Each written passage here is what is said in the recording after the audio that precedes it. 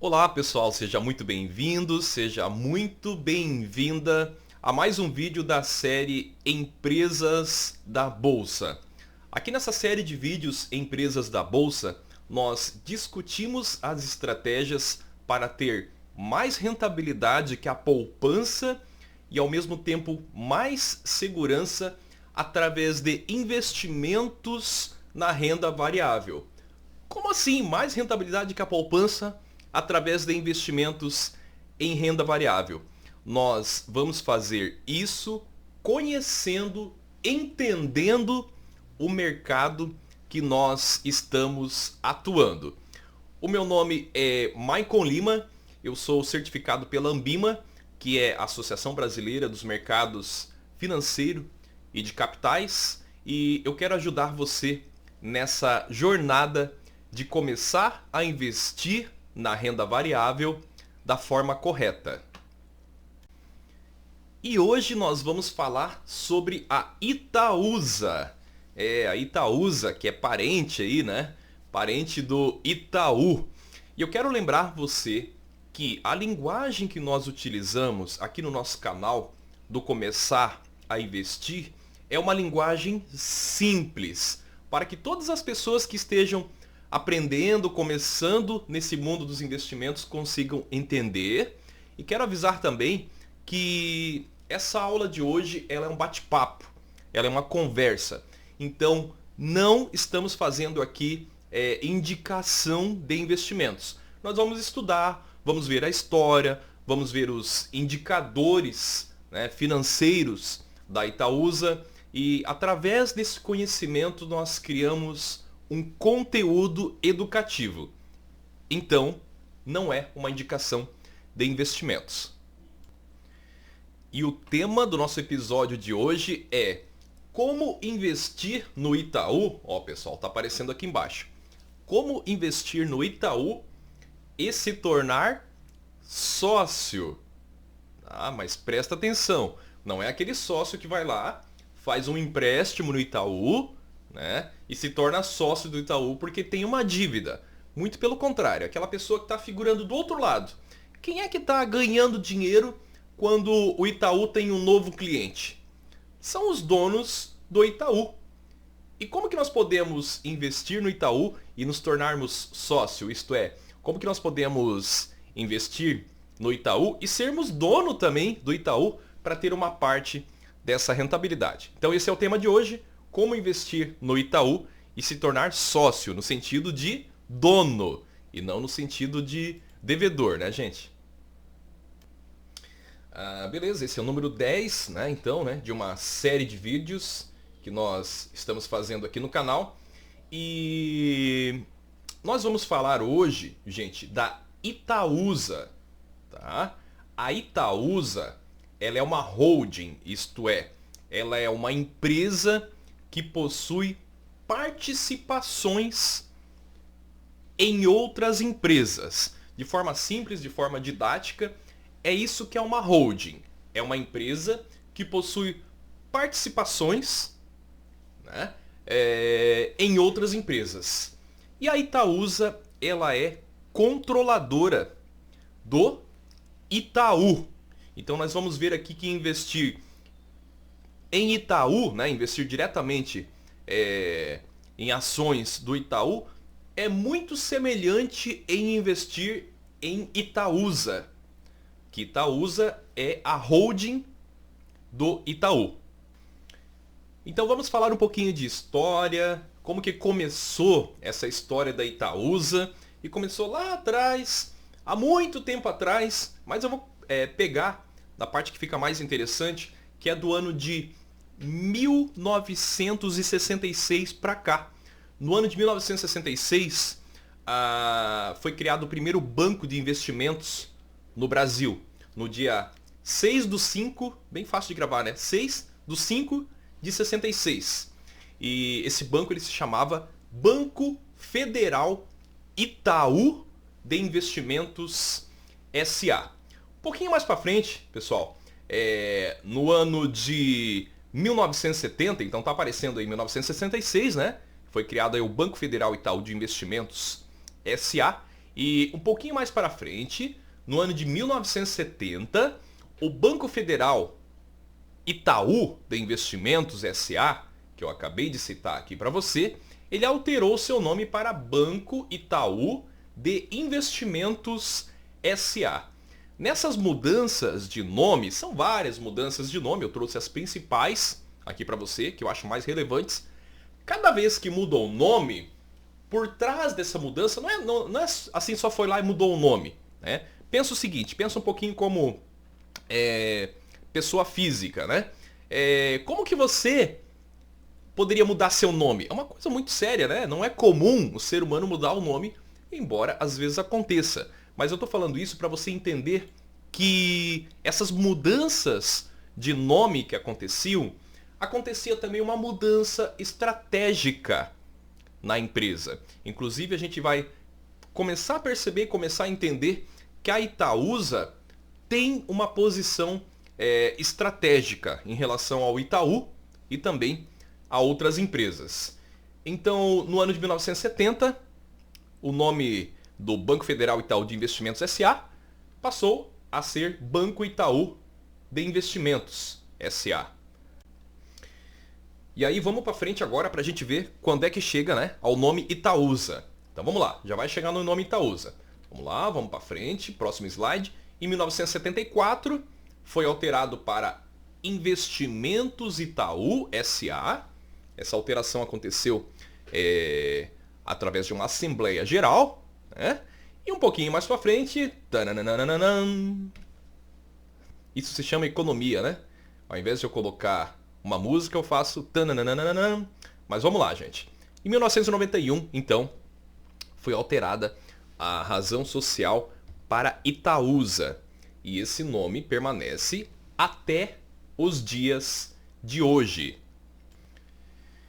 Então eu falei para você que a Itaúsa é uma holding, é uma empresa que tem outras empresas, né? É uma empresa que tem outras empresas no portfólio dela. Então vamos dar uma olhadinha quais seriam essas empresas que estão no portfólio da Itaúsa, para você entender um pouquinho melhor.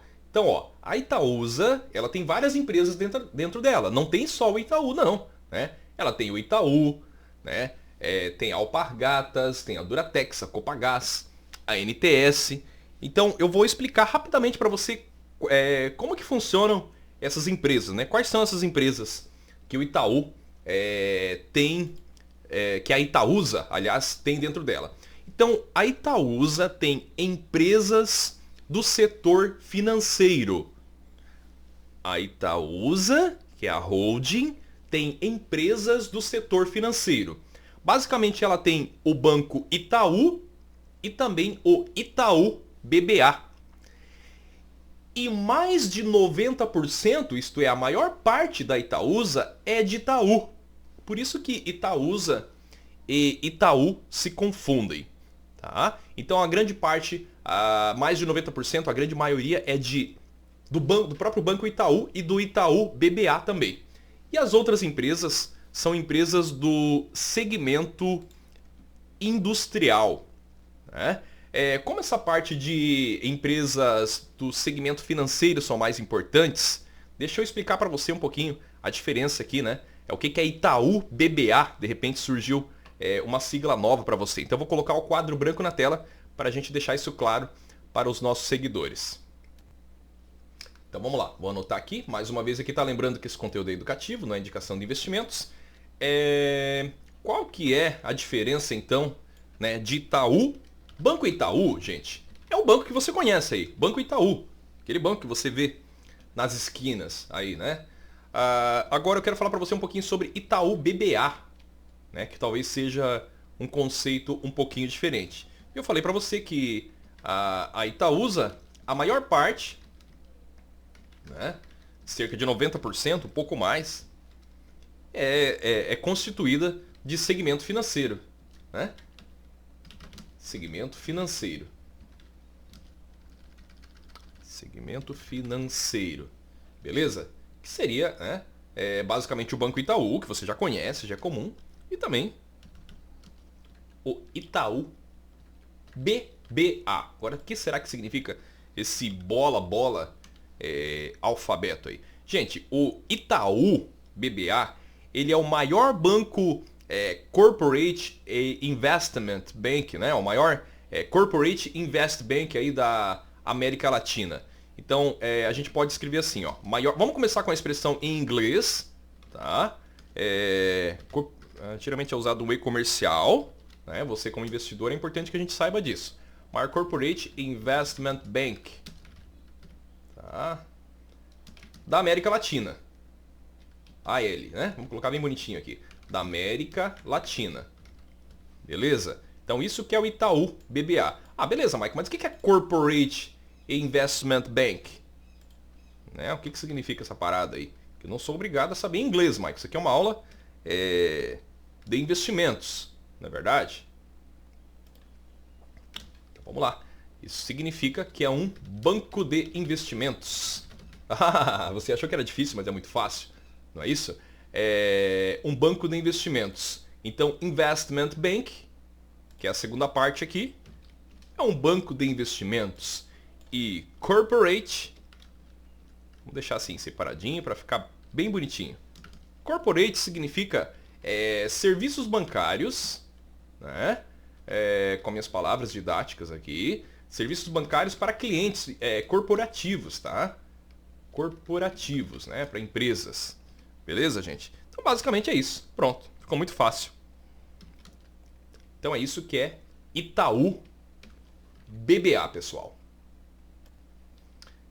O banco aí que presta serviços bancários para clientes corporativos e também banco de investimentos.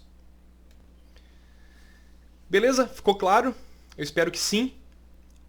Calma, não acabou, tem muito mais. Eu falei que nós temos também o segmento industrial. Então eu expliquei para você o segmento financeiro, que é a maior parte da Itaúsa, e tem também o segmento industrial.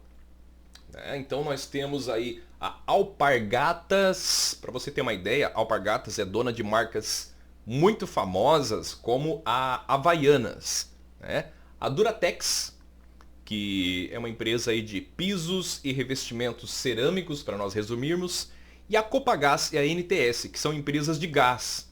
A Copagaz, um pouco mais conhecida aí porque ela é uma empresa de comercialização de gás. E a NTS é uma transportadora. Ela é responsável por transporte de gás. Então todas essas empresas aqui estão dentro da Itaúsa. Sendo um pequeno percentual, mas é muito interessante, muito importante a gente saber, porque eu entendo que é uma decisão estratégica bastante interessante da Itaúsa ter, né, um pequeno percentual dessas empresas do segmento industrial e uma grande maior parte aí do segmento financeiro. Então, quando você investe em Itaúsa, quando você vai lá na Bolsa de Valores, né, quando você compra uma ação da Itaúsa, você está comprando todas essas empresas. E uma coisa que eu acho legal, gente, que eu acho bacana da Itaúsa, é ela possuir o que eu vou chamar aqui para você de controle familiar. Então, a partir de agora, você vai começar a entender quem são os donos da Itaúsa, né? Então, eu estou dizendo que existe um controle familiar. Então, são basicamente duas famílias, né? São duas famílias aí de praticamente bilionários, vamos dizer assim, né? Que são as famílias Moreira Salles e as famílias e a família, aliás, Egídio Souza Aranha. Então a família Moreira Salles e a família Egídio Souza Aranha são as controladoras do Banco Itaú, né? São quem controla o Banco de Itaú. Então, além deles serem donos, porque nós podemos ser donos de uma pequena parte, mas eles são donos e são também controladores, essas duas famílias. Agora presta atenção nessa parte, que vai aparecer uma outra expressão aqui, que é IUPAR, tá? IUPAR, que é Itaú Unibanco Participações S.A. Então presta atenção. Então estou dizendo para você que quem controla o Itaú é a família Moreira Salles, e a família Moreira Salles tem uma participação no controle através da IUPAR. Deixa eu escrever isso para você. Ó, pessoal, IUPA.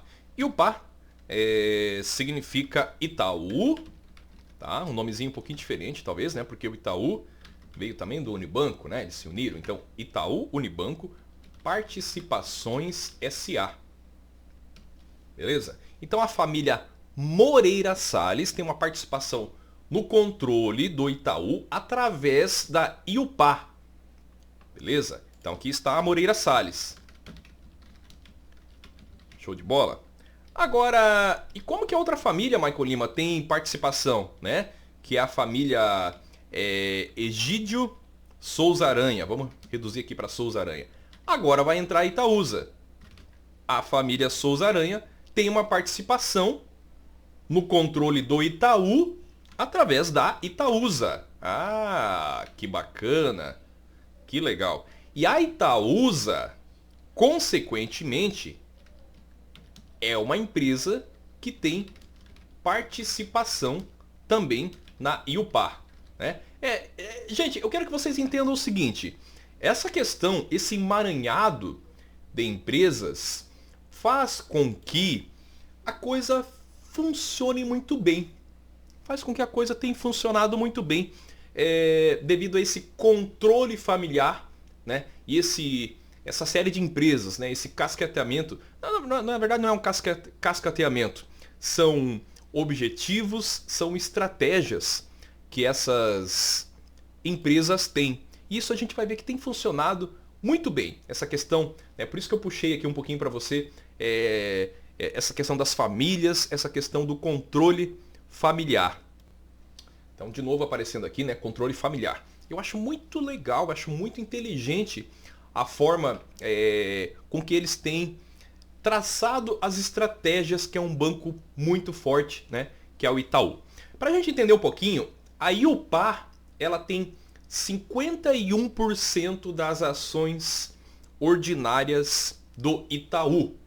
Então isso significa dizer que a família Souza Aranha e a família Moreira Salles são as famílias que têm influência nas principais decisões que são tomadas no Itaú.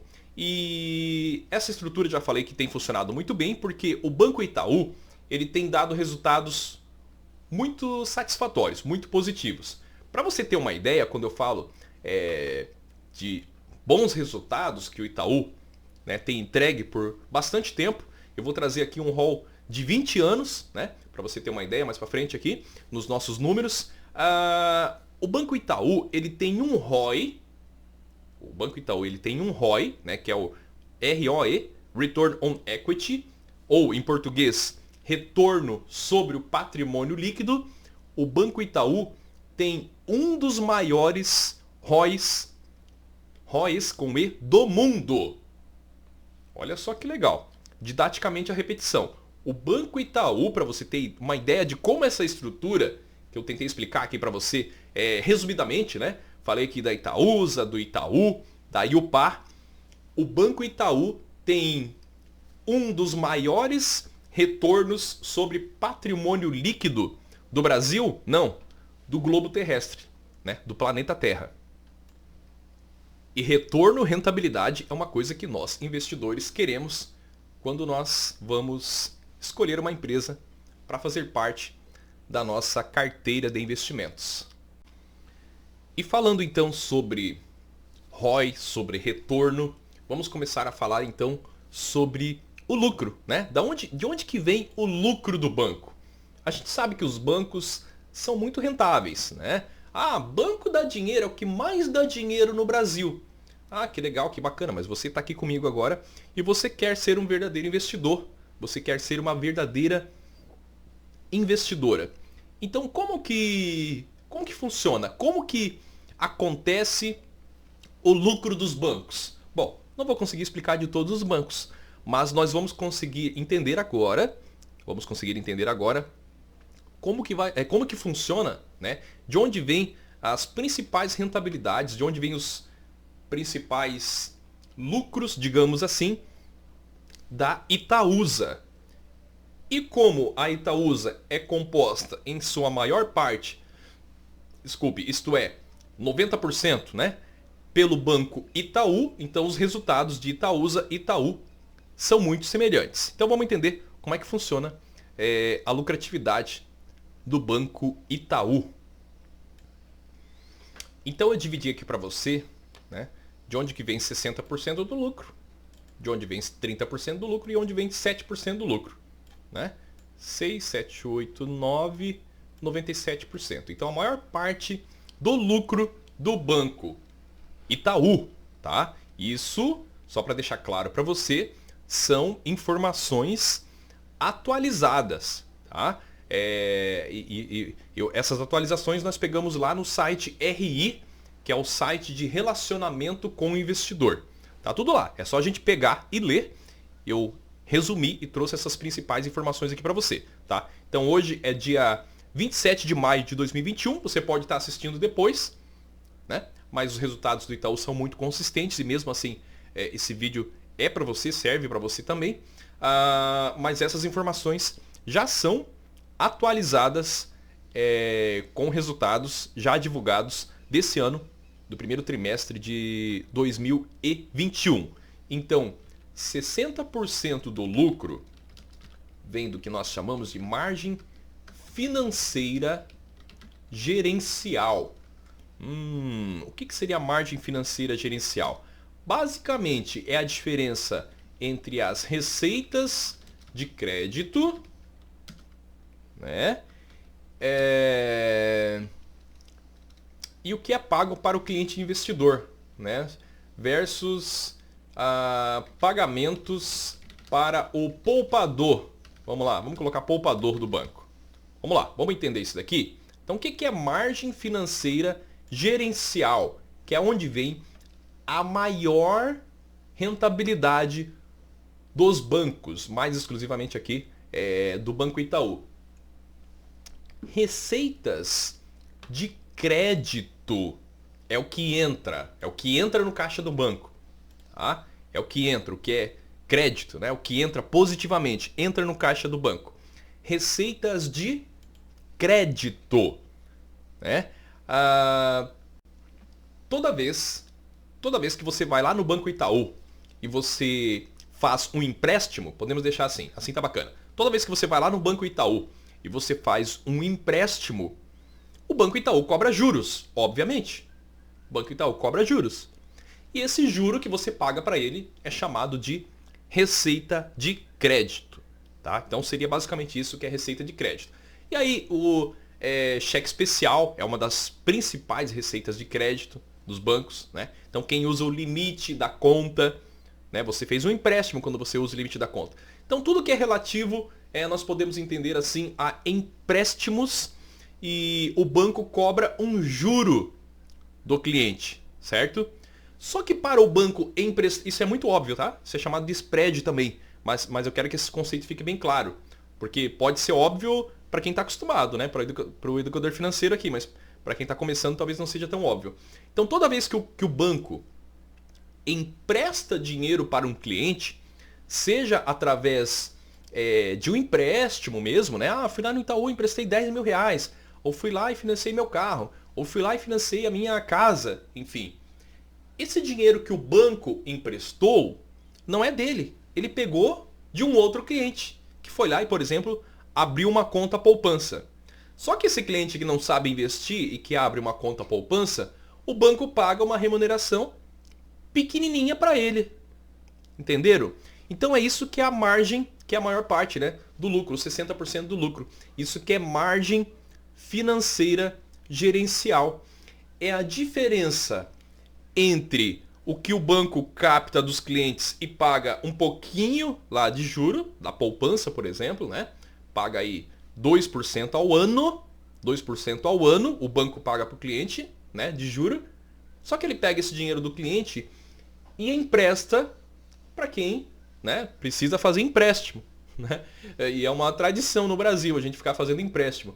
Então isso aqui dá mais dinheiro para o banco. E quando ele empresta para o cliente, ele cobra de juro 2% ao ano?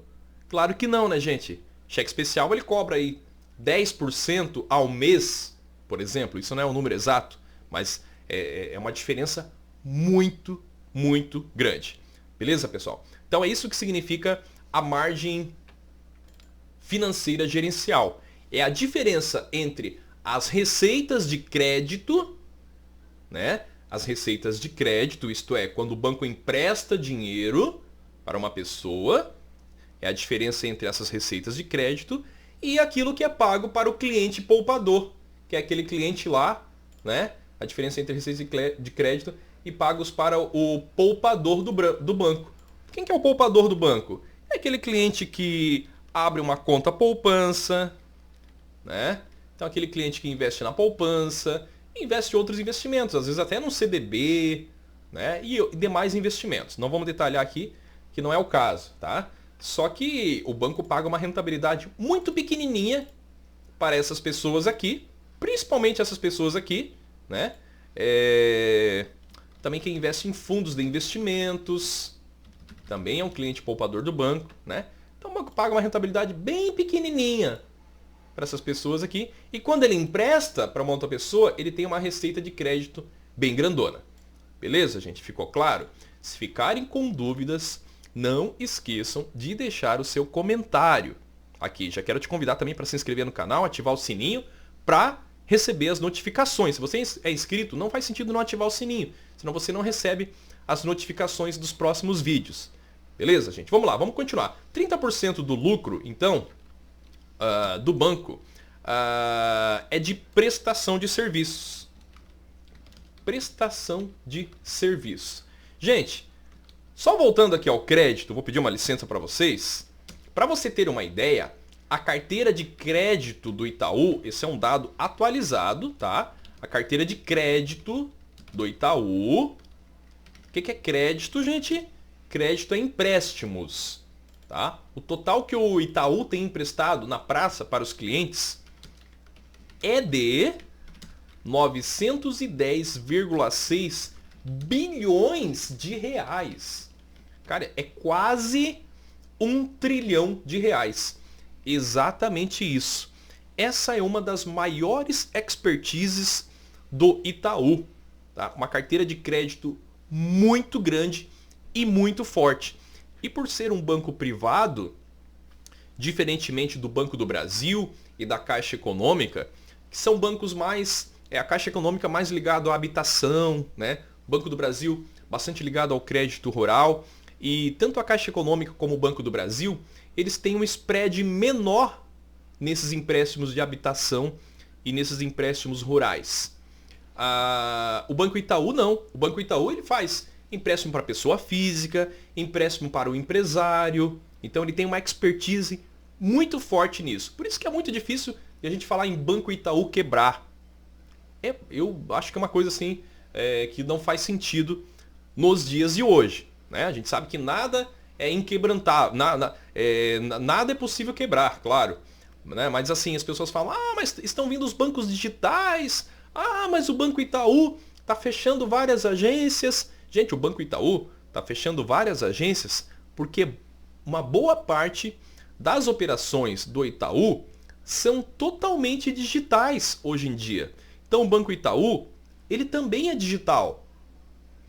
E eu estou falando para você que ele tem uma expertise muito grande em sua base de clientes, que é muito grande em conceder crédito, em conceder empréstimos. E se ele precisar crescer essa base, que é de quase 1 trilhão de reais. Para ser mais específico, segundo os dados do RI, do site do Relacionamento Investidor do Itaú, é 910,6 bilhões de reais. Para ele crescer essa base é muito fácil.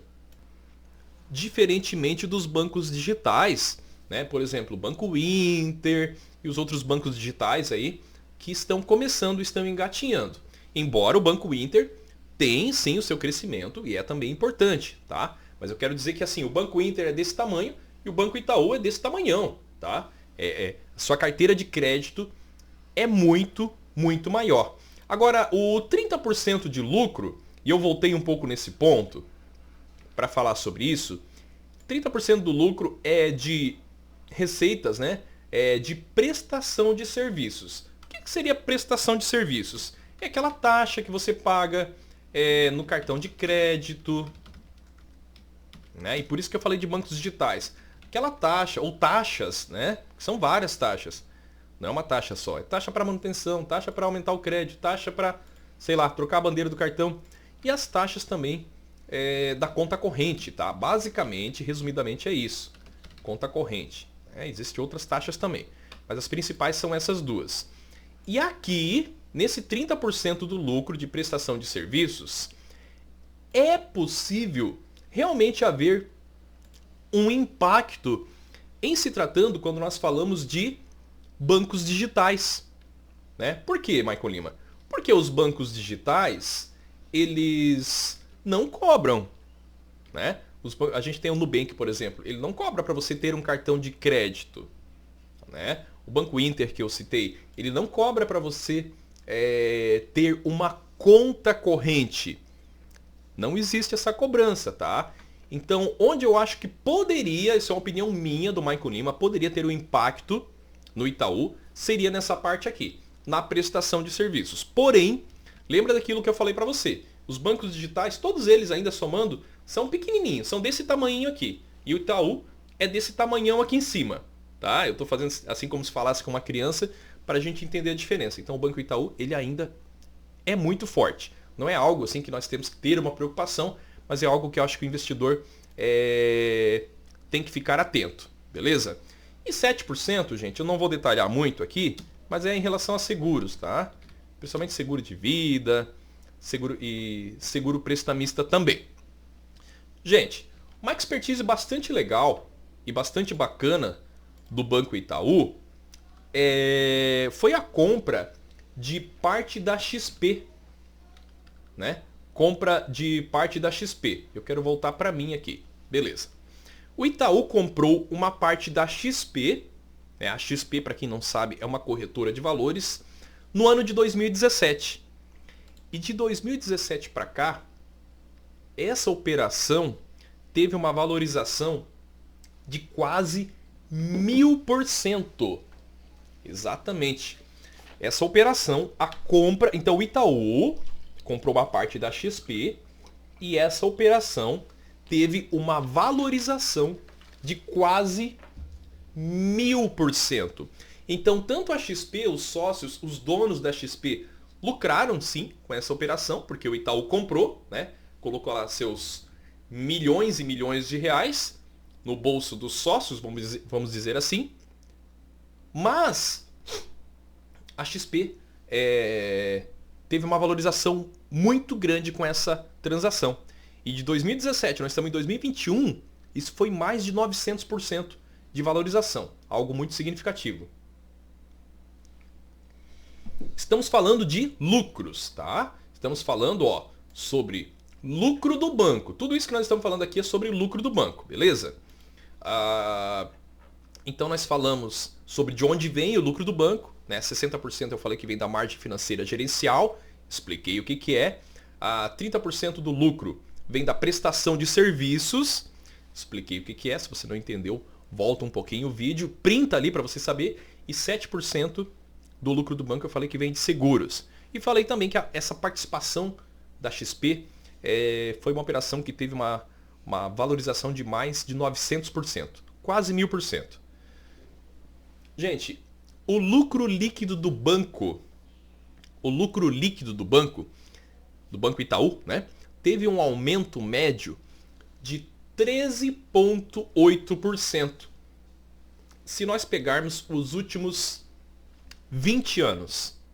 Isso é muito importante, tá? É um indicador que eu considero muito importante. Então, o lucro líquido do banco teve um aumento médio de 13,8% nos últimos 20 anos.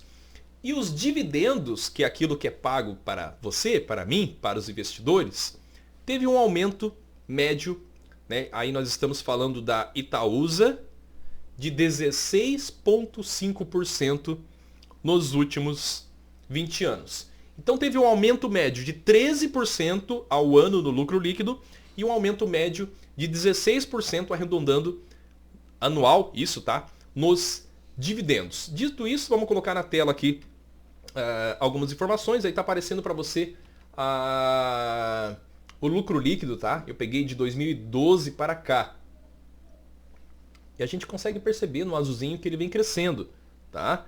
Aquele 10 lá em cima, se você ver aqui, ó, deixa eu passar o mouse. Aparece aí para você? Parece, né? Esse 10 aqui é 10 bilhões. Tá? Então a gente consegue perceber aqui, ó, que em 2012 o lucro líquido estava em torno de batendo quase 5 bi. 2012, gente, se a gente pensar, foi ontem, tá? E foi crescendo. Claro, né? Tem sobes e desces. Mas aqui, ó, janeiro de 2016 bateu já 9 bi, né?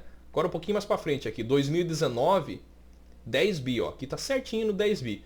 2020, mais de 10 bi, tá? Agora teve um desce, né? Devido à nossa situação aí da crise da saúde, tá? Mas historicamente, se você analisar, teve esse crescimento que eu falei para você, respectivamente de 13% e 16% no lucro líquido do banco e nos dividendos. Agora vamos dar uma olhada, pessoal, falando ainda de lucro, que é uma coisa muito legal, que o investidor gosta muito, quer ter lucro, né? Nós queremos ter lucro, queremos ganhar dinheiro. É nós falarmos dos indicadores fundamentalistas. E essa parte é uma parte mais técnica, então vou fazer ela direto aqui, vou falar dela direto, vou explicando rapidinho o que é cada um dos indicadores, né? E é uma parte mais técnica, tá? É para quem talvez não esteja acostumado aí, mas pode pegar isso que eu estou falando aqui, se for o caso, vai pausando e vai escrevendo. Então vamos lá, indicadores fundamentalistas. O DY, que é o Dividend Yield, de 2,73%, tá? O yield da Itaúsa. Gente, Dividend Yield significa os proventos pagos em relação ao valor da ação. Tá? Os proventos que são pagos ao investidor em relação ao valor da ação. O PL, que é um indicador de preço, né? PL significa preço sobre lucro, né? Ele indica se o preço das ações de uma empresa está caro ou se está barato. Então o PL é 11,09, tá? Tô pegando esses valores no dia de hoje, tá? Hoje é dia 27 de maio de 2021. O LPA, que é o lucro por ação, ele significa que é o lucro líquido da empresa dividido pelo total de ações. Então, a LPA da Itaúsa é de 0,98, legal, bacana também, tá? Eu acho esse PL bom, eu acho esse LPA bom, eu acho esse yield não tão alto, mas ele tende a se valorizar, tá? Historicamente, esse yield ele aumenta, ele reduz, tá? Então, no momento, ele não está tão alto, ele está numa queda, mas eu acredito que para 2022 ele possa aumentar, tá? Isso é o que o Michael Lima acha. Vamos lá, Michael, vamos continuar. O PVP, legal também, acho bom também, 1,56. O que é o PVP, gente? Eu vou fazendo assim, eu vou falando os valores e vou explicando para você o que é, tá? A partir de agora, daí fica mais prático. Então, PVP significa o preço sobre o valor patrimonial. E o PVP, na verdade, ele informa se o valor de uma ação está cara ou barata também, né? E você faz a divisão entre o preço, né? Você pega o preço e o valor patrimonial. E aí você chega a esse resultado. O VPA da Itaúsa, 6,98. VPA significa valor patrimonial por ação. O que você faz aqui? Você faz a comparação entre o valor de mercado, que é uma coisa, e o valor patrimonial, né? Então você faz uma divisão entre o patrimônio líquido, tá? E essas informações você pode pegar lá no Status Invest, por exemplo. Você divide o patrimônio líquido pelo total de ações. Vamos lá para frente que tem mais indicadores. O EV/EBITDA da Itaúsa é de 10,06. Legal também. Gente, aqui nós temos duas coisas, tá? Temos o EV e temos o EBITDA. Tá? Vou explicar bem rapidamente esses indicadores. Então aproveita para você anotar. EV é Enterprise Value, né? Ou, em português, valor da empresa. E o que significa o EV? Significa a soma entre o valor de mercado da empresa mais a dívida líquida. tá? Isso que é o EV. E o que é o EBITDA? Essa segunda expressão aqui. Eu estou mexendo o mouse, mas agora ele obedeceu. EBITDA é uma sigla para Earnings Before Interest, Tax, ó que eu estou colocando o mouse aqui, Depreciation and Amortization. Em inglês, the books on the table é show de bola, né? Em português, seria a lagida, tá? Mas a gente usa os termos em inglês. Ô Michael Lima, por que se usa esse monte de termo em inglês? Porque isso é usado de uma forma internacional, tá? E nós temos que ter alguns indicadores, não, vários indicadores, que eles sejam usados, que eles sejam, digamos assim, como é que eu posso dizer, um padrão internacional e não só uma coisa utilizada somente no Brasil. Então por isso que é inglês, né? É inglês porque é a língua universalmente aí utilizada. Então, gente, o EBITDA em português significa lucro antes de juros, impostos, depreciação e amortização. O EBITDA, né, que eu estou explicando, ele significa o resultado operacional da empresa antes, né, de descontar juros, impostos, depreciação e amortização. Por quê? Se você tem uma ideia, né, eu falei que essas expressões são em inglês. Os impostos dos países, por exemplo, eles são diferentes. Tá? Então é por isso que nós temos que ter o EBITDA. Não adianta eu comparar o lucro de uma empresa no Brasil e o lucro de uma empresa nos Estados Unidos depois de descontar os impostos somente. Porque os impostos são muito diferentes de Brasil e Estados Unidos. Tá? É uma espécie de geração de caixa, o EBITDA. Tá? Uma espécie de geração de caixa da empresa. Beleza? E aí, agora sim, EV/EBITDA significa em quanto tempo você compra a empresa pelo valor de mercado, considerando o EBITDA. Próximo indicador, já falei um pouquinho dele hoje, que é o ROI. Né? O ROI da Itaúsa, então, é de 14,06, puxado bastante o ROE, primeiro aqui com o E, né? Puxado bastante pelo Banco Itaú, principalmente, que teve um ROI, teve resultados bem altos aí na última divulgação do balanço. E ROI é uma sigla também em inglês, né? Significa Return on Equity. Return on Equity. Em português significa retorno sobre o patrimônio líquido, né? Ele é um indicador muito importante de rentabilidade. Ele mostra basicamente, gente, o ROI, qual que é a eficiência da empresa gerar lucro com os recursos que ela tem. Tá? E quando nós falamos em ROI, ele é diferente de ROIC, porque o ROI ele leva em consideração o patrimônio líquido e os valores investidos no negócio. Tá? Já o ROIC, que é o próximo indicador, ROIC significa Return Over Invested Capital, né? Ou retorno sobre o capital investido. O ROIC, ele significa quanto que a empresa gera de lucro também, mas ele considera todo o capital investido, inclusive as dívidas da empresa. E aqui eu quero fazer um parêntese. Embora seja Itaú, sim, né? É uma empresa que possui poucas, mas possui algumas dívidas. Tá? Então aqui ele está mostrando o quanto que ele consegue ser eficiente considerando o patrimônio líquido e também essas dívidas. Beleza, gente? Vamos para frente. Valor de mercado. Né? Então, Michael, quero comprar a Itaúsa aqui para mim. O valor de mercado é de 94 bilhões de reais. A Itaúsa toda você não pode comprar. Mas o valor de uma ação hoje, né, é R$10,88 apenas.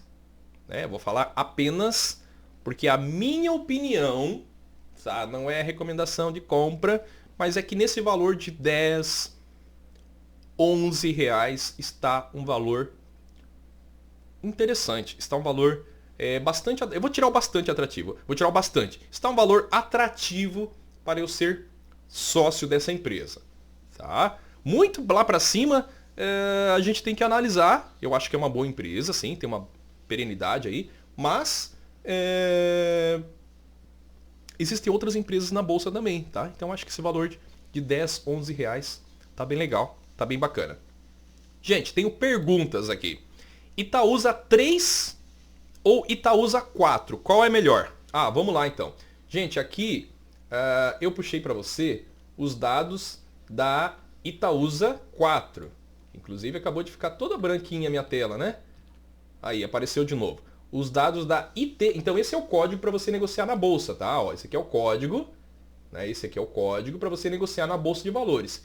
ITSA 4. E aí a pergunta que eu tenho é: Itaúsa 3, né? ITSA 3 ou ITSA 4? Gente, normalmente, regra geral, 3, tá? Mas especificamente nesse caso da Itaúsa, eu prefiro a 4. Por quê?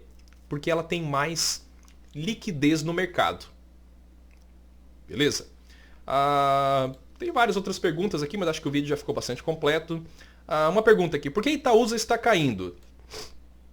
A gente viu que a Itaúsa, na verdade, não está caindo. Se você entendeu e viu todo o vídeo aqui, você sabe que a Itaúsa não está caindo. Gente, não esquece mais uma vez, vou pedir para você de se inscrever no canal, de curtir o vídeo, de deixar seus comentários. Me diz o que você achou, qual foi o maior insight, o maior aprendizado sobre esse vídeo e qual empresa da Bolsa você gostaria de ver na nossa próxima série. Muito obrigado do Michael Lima por ter ficado até aqui.